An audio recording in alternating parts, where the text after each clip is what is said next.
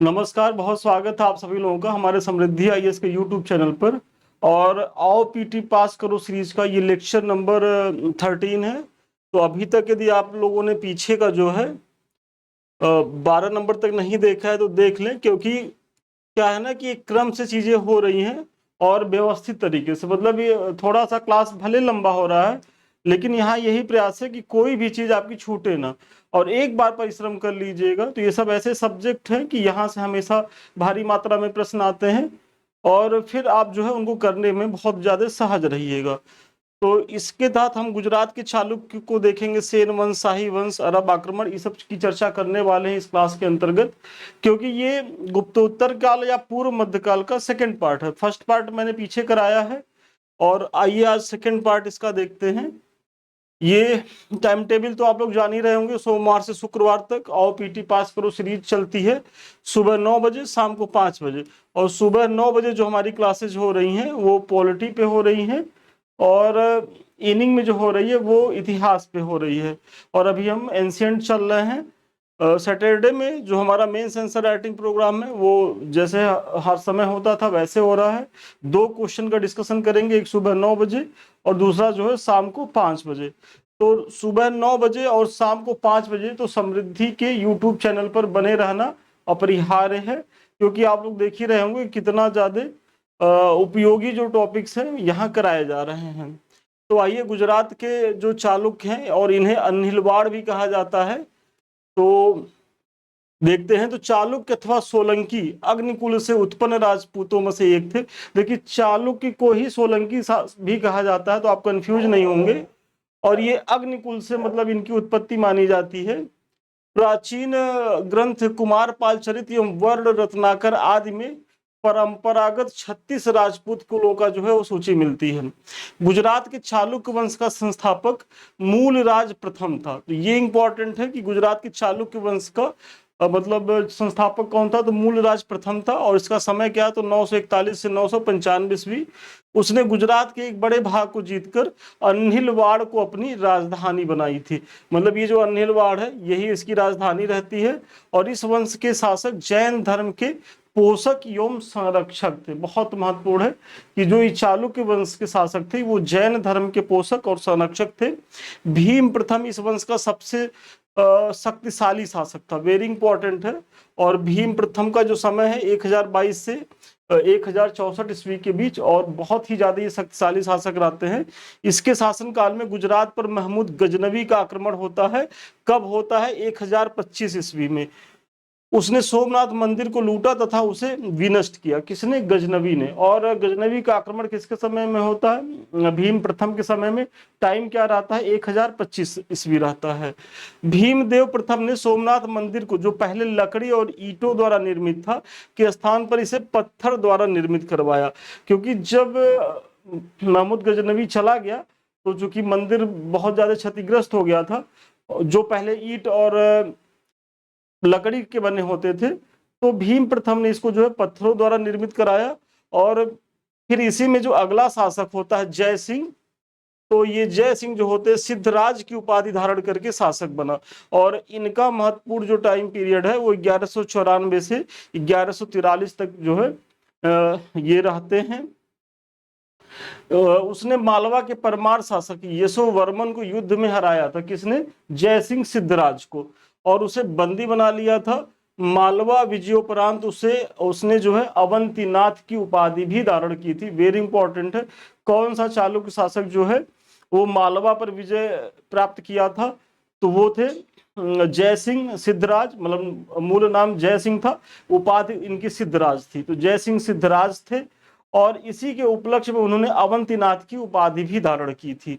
सिद्धराज पराक्रमी तथा वीर होने के साथ ही विद्वानों का आश्रयदाता भी था। और प्रसिद्ध जैन आचार्य हेमचंद्र जो है किसके दरबार में थे, तो जय सिंह सिद्धराज के ही दरबार में थे। अब आते हैं कुमारपाल कुमारपाल को देखते हैं। और इनका समय रहता है 1143 से 1172 ईस्वी। यह एक महत्वाकांक्षी शासक था।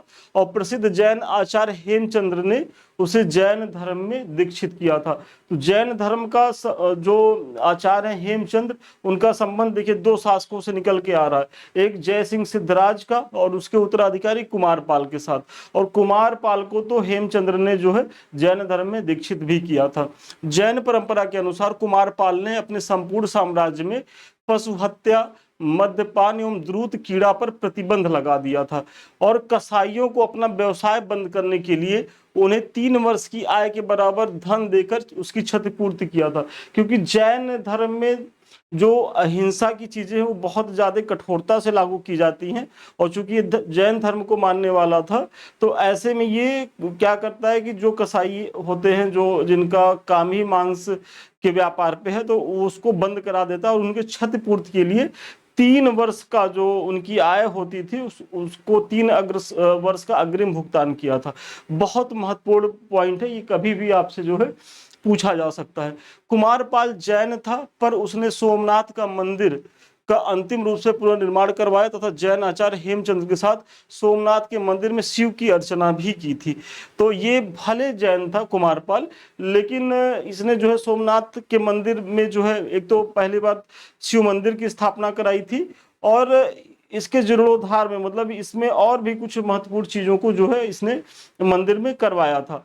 तो इसकी भी भूमिका भले जैन था, लेकिन ब्राह्मण धर्म के प्रति भी सहिष्णु था, और ये प्रयास इसका दिख ही रहा है।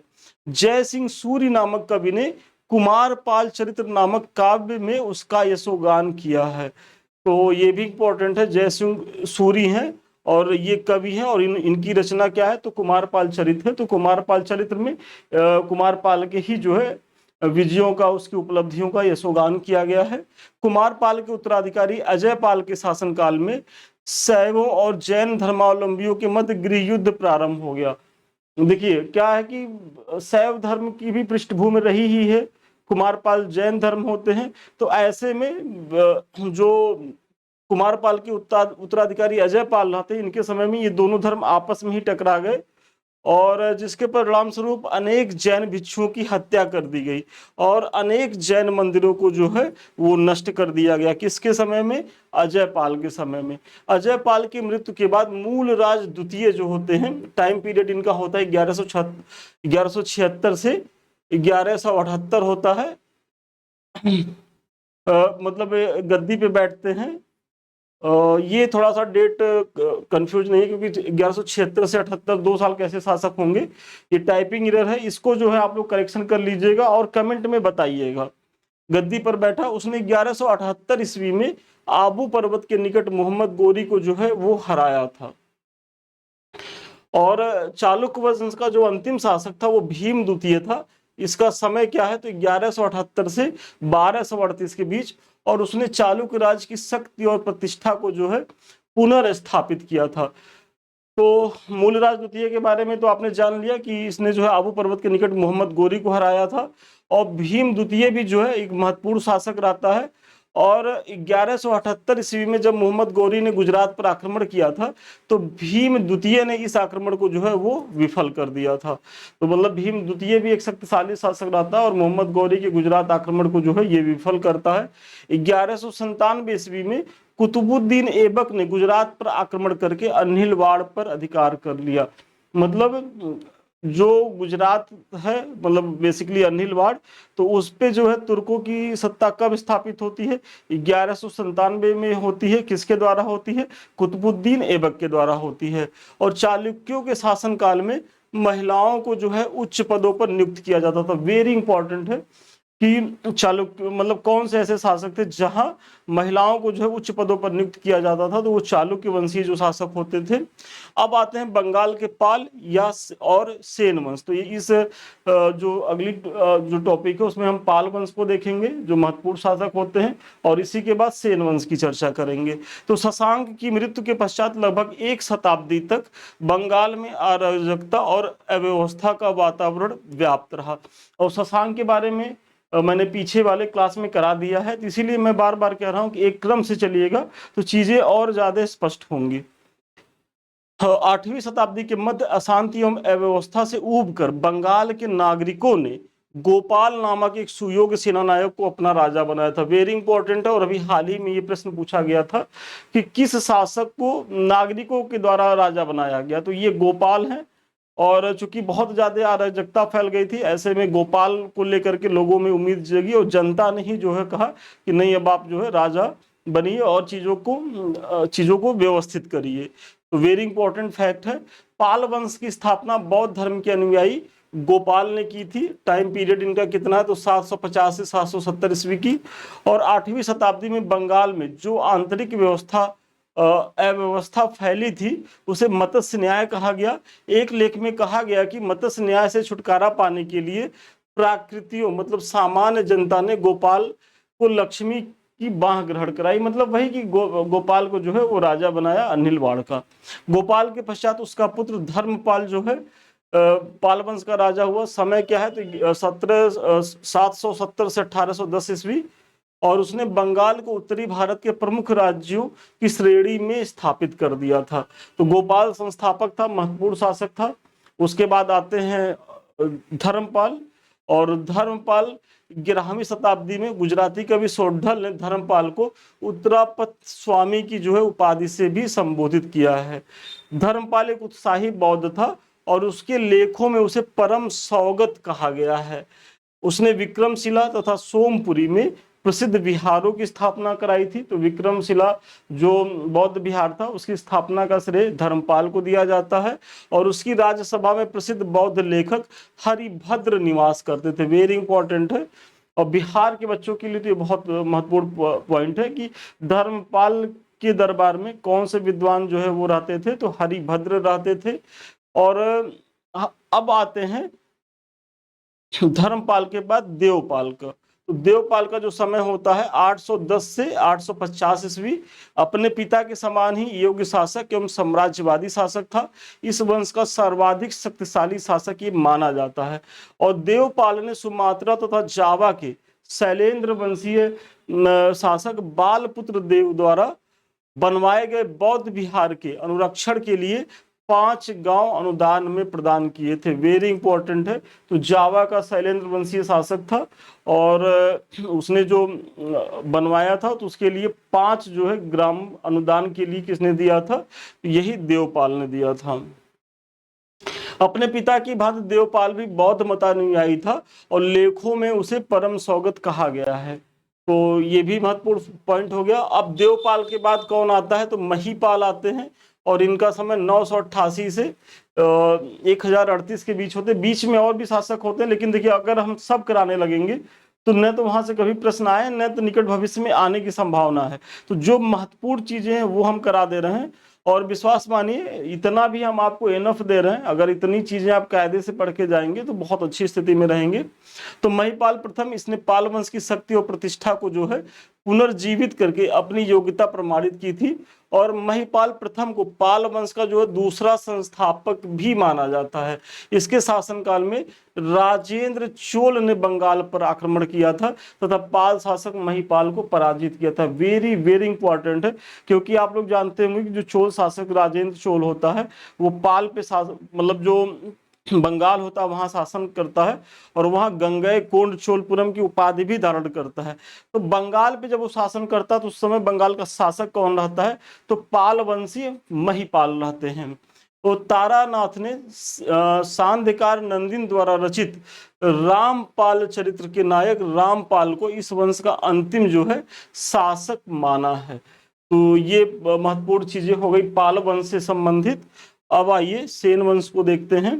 देखिए सेन वंश को देखने के पहले ये थोड़ा सा कुछ हमारा प्रमोशन है। प्रमोशन में हमारे संस्थान के द्वारा 2 बैच चलाए जा रहे हैं। एक तो आरओ का बैच, आरओ मेंस का बैच। तो जो बच्चे कट ऑफ वाली स्थिति से ऊपर हैं और वैसे भी जो जिनका भी 122 से 25 के बीच में है, सभी को तैयारी करनी चाहिए, क्योंकि 4-5-6 क्वेश्चन की चीजें दुविधा में है और कब कौन इन हो जाए। तो एकदम उम्मीद बनाए रखिए। 122 जो जनरल बच्चे हैं तो वो एकदम तैयारी में लगे। और यहाँ बहुत सारगर्भित तरीके से आपकी तैयारी कराई भी जा रही है। प्रॉपर वे में डेली आपको जो टास्क दिया जाता है, आप लिख करके दिखाते हैं, उसका मूल्यांकन होता है और फिर संस्थान के द्वारा जो है मॉडल प्रश्न पत्र भी दिए जाते हैं। इसी तरीके से जो हमारा मेंटरशिप बैच है तो ये भी चल रहा है। तो आप दोनों बैच में जिसको समझ में पा रहे हैं कि जो आपके लिए उपयोगी है। देखिए, आप कभी भी कई परीक्षाओं को टारगेट मत करिएगा, ये सुझाव है। एक साधे सब सदे, सब साधे सब जाए। तो एक साधिएगा तो पहले एक नौकरी ले लीजिए, चाहे वो आरओ बन जाइए, चाहे पीसीएस बन जाइए, या फिर जो है इधर शिक्षक भर्तियां तमाम हैं। तो एक टारगेट बनाइए। और जो हमारा मेंटरशिप बैच है, यहाँ भी आपको डेली प्रश्न दिया जाता है, आप ऐसे लिख करके दिखाते हैं, मूल्यांकन होता है, जो भी कमी रहती है वो बताई जाती है। देखिए, भर भर के किया गया है कमेंट, और फिर जो है आपको मॉडल आंसर भी दिया जाता है। और संस्थान का ये उद्देश्य है कि आपको करीब करीब 750 प्लस प्रश्न जो है वो करा दिए जाए मुख्य परीक्षा के पहले पहले। तो जब इतना प्रश्न आप करके जाएंगे तो सोचिए कितनी अच्छी स्थिति में आप रहने वाले हैं। तो इसको ज्वाइन करिए। अब आते हैं सेन राजवंश। तो पाल राजवंश के पतनोपरांत बंगाल का शासन सूत्र सेन राजवंश के हाथों में आ गया, और इस वंश की स्थापना जो है सामंत सेन ने की थी। तो पाल के बाद जो है बंगाल में किसका वंश शासक होता है? तो सेन वंश का। और सेन वंश का संस्थापक कौन है? सामंत सेन है। सेन वंश के लेखों से पता चलता है कि ये चंद्रवंशीय क्षत्रिय थे, और उनका आदि पुरुष कौन था? तो वीर सेन था। विजय सेन इस वंश का प्रथम महत्वपूर्ण शासक था। कवि धोई एक महत्वपूर्ण कवि हैं, द्वारा रचित देवपाड़ा जो प्रशस्ति लेख है उसमें जो है विजय सेन के यशस्वी विजयों का उल्लेख किया गया है। तो विजय पाड़ा प्रशस्ति लेख के रचयिता कौन है? धोई हैं। और इसमें विजय सेन की उपलब्धियों को बताया गया है। और विजय सेन कौन होते हैं? तो पाल के सेन वंश के महत्वपूर्ण शासक होते हैं। उसने परम भट्टारक, महाराजा धीराज, परमेश्वर, अरिराज, वृषभ, शंकर जैसी उच्च सम्मानपरक उपाधियों को जो है ग्रहण किया था। विजय सेन शैव मतानुयायी था। उसने देवपाड़ा में एक शिव मंदिर भी जो है वो बनवाया था। तो ये सारी चीजें हो गई विजय सेन के बारे में। अब इसमें अगला महत्वपूर्ण शासक आते हैं बल्लाल सेन। इनका टाइम पीरियड है 1159 से 1169 के बीच होते हैं। विजय सेन की मृत्यु के बाद बंगाल का ये शासक बनता है। और बल्लाल सेन कुलीनवाद के नाम से प्रसिद्ध एक सामाजिक आंदोलन का प्रचलन करता भी था। वेरी इंपॉर्टेंट है कि जो कुलीनवाद एक सामाजिक आंदोलन था तो उसका प्रेरणकर्ता कौन था? तो यही बल्लाल सेन थे। बल्लाल सेन स्वयं विद्वान तथा विद्वानों का संरक्षक था। उसने दान सागर ग्रंथ की रचना की थी तथा एक अन्य ग्रंथ अद्भुत सागर की रचना प्रारंभ किया था, किंतु उसे पूर्ण नहीं कर पाया था। तो दान सागर और अद्भुत सागर किसकी रचनाएं हैं? तो सेन वंशी शासक बल्लाल सेन की। दान सागर को तो वो पूर्ण कर लिया था, लेकिन अद्भुत सागर की जो है वो रचना को वो पूर्ण नहीं कर पाया था। बल्लाल सेन ने गौडेश्वर एवं निशंक शंकर की जो है उपाधि भी धारण की थी। बल्लाल सेन का उत्तराधिकारी उसका पुत्र लक्ष्मण सेन हुआ। और लक्ष्मण सेन के बारे में तो आप लोग जानते ही होंगे, महत्वपूर्ण सेन शासक होते हैं। टाइम पीरियड क्या है? 1179 से 1205 ईस्वी। वह भी अपने पिता की भांति एक प्रतापी राजा था। उसने बंगाल की प्राचीन राजधानी गौड़ के निकट ही एक अन्य राजधानी लक्ष्मणवती या लखनौती की स्थापना की। लक्ष्मण सेन ने लक्ष्मण संवत अथवा सेन संवत का भी जो है प्रचलन करवाया था। तो इसके साथ दो चीजें जुड़ती हैं लक्ष्मण सेन के साथ। एक तो अपनी राजधानी लखनौती जो बंगाल में है उसको बनाया, और जो लक्ष्मण संवत है उसकी जो स्थापना की थी तो वो किसने की थी? तो लक्ष्मण सेन ने ही की थी। 1202 ईस्वी में मोहम्मद बिन बख्तियार खिलजी ने उसकी राजधानी लखनौती पर जो है आक्रमण करके उस पर अधिकार कर लिया था। और लक्ष्मण सेन की राज्यसभा में अनेक लब्ध प्रतिष्ठित विद्वान तथा लेखक निवास करते थे। इसमें गीत गोविंद के लेखक जयदेव वेरी इंपॉर्टेंट है। तो गीत गोविंद के जो लेखक थे जयदेव थे। ये किसके दरबारी कवि थे? तो ये एक तरीके से देखा जाए तो लक्ष्मण सेन के दरबारी कवि थे। और पवन दूत के लेखक धोई, ब्राह्मण सरवस के रचयिता हलायुध आदि विशेष रूप से उल्लेखनीय है। तो इन लोगों का नाम भी जानिएगा, इनकी रचनाएं भी जानी। पवन दूत के लेखक धोई हैं, ब्राह्मण सरवस के हलायुध और गीत गोविंद के जयदेव, ये सब विद्वान जो है लक्ष्मण सेन के ही दरबार में रहते थे। हलायुध उसका प्रधान न्यायाधीश तथा मुख्यमंत्री भी था। वेरी वेरी इंपॉर्टेंट है। और लक्ष्मण सेन ने गढ़वाल शासक जयचंद्र को जो है वो पराजित किया। लेखों में उसे परम भागवत की उपाधि प्रदान की गई है। उसने अपने पूर्वजों के शैव मत के विपरीत वैष्णव मत को जो है वो ग्रहण किया। तो लक्ष्मण सेन ने कौन सा मत ग्रहण किया था?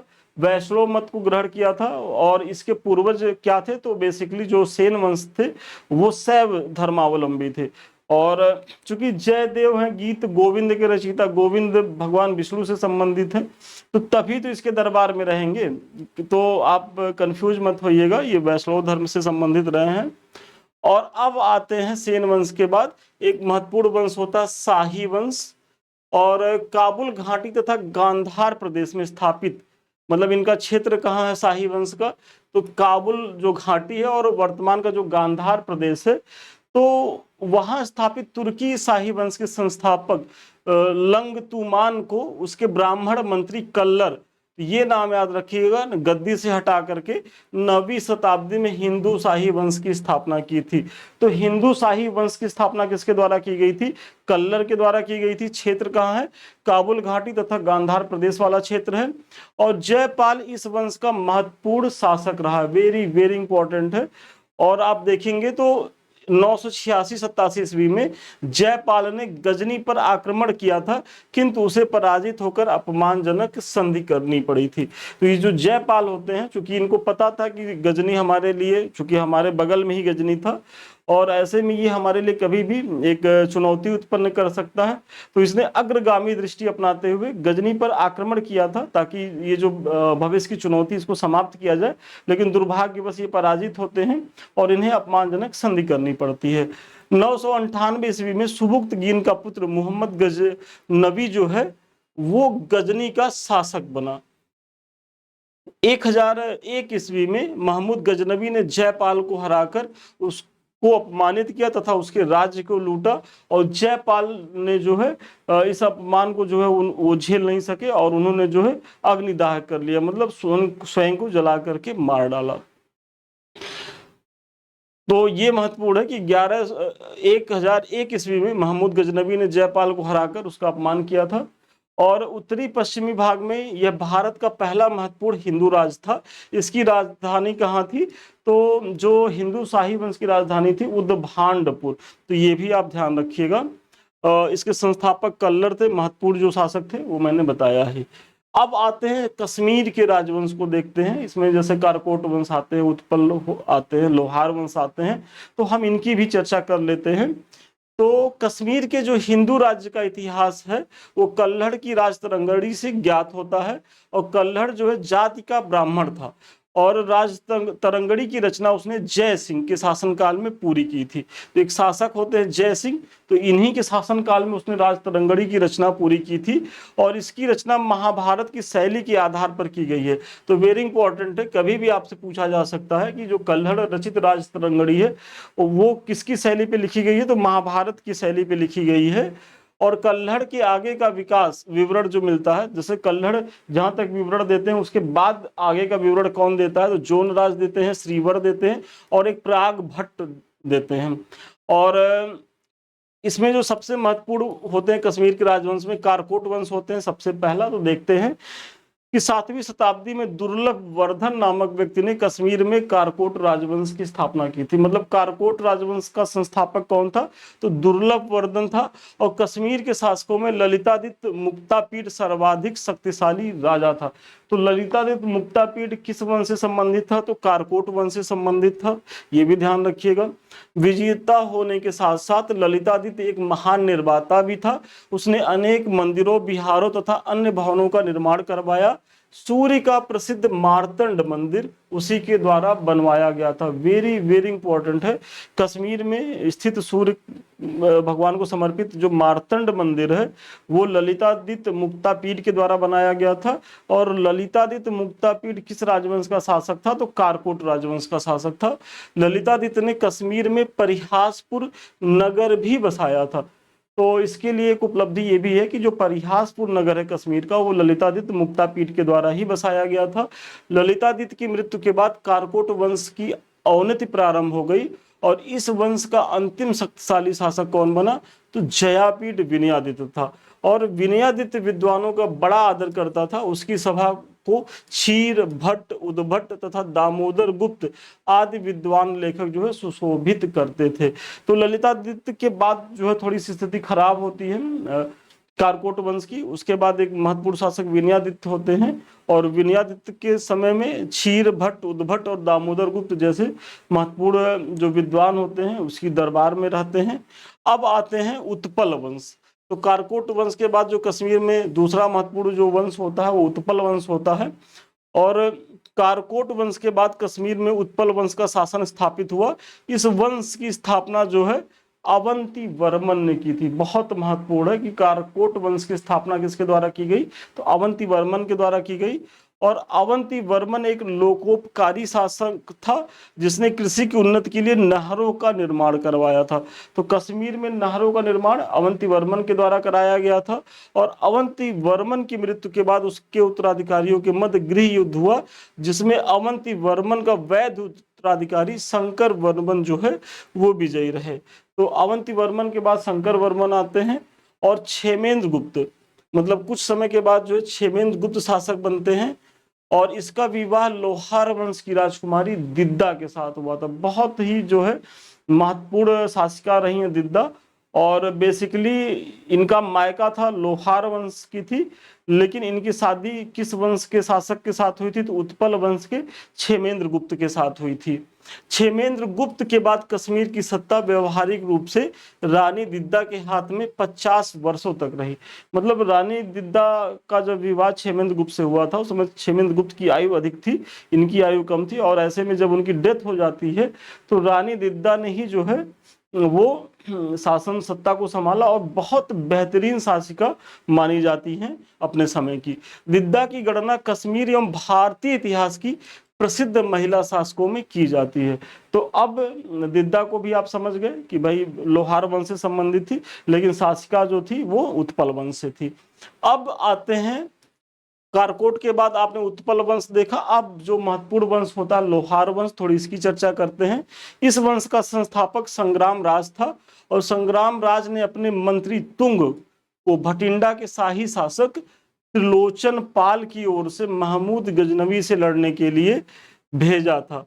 तो जो शाही वंश है जिसकी राजधानी उद्भांडपुर है, मैंने पहले ही बताया था, तो चूंकि वही एक तरीके से प्रवेश द्वार था, विदेशी जो तुर्क आक्रमणकारी आते थे, तो ऐसे में जो राजाओं का संघ बना था, तो इसमें क्या था कि संग्राम राज ने अपने मंत्री तुंग को भी जो है वहां भेजा था युद्ध करने के लिए, जो संघ बना था, ताकि तुर्की सत्ता को रोका जा सके।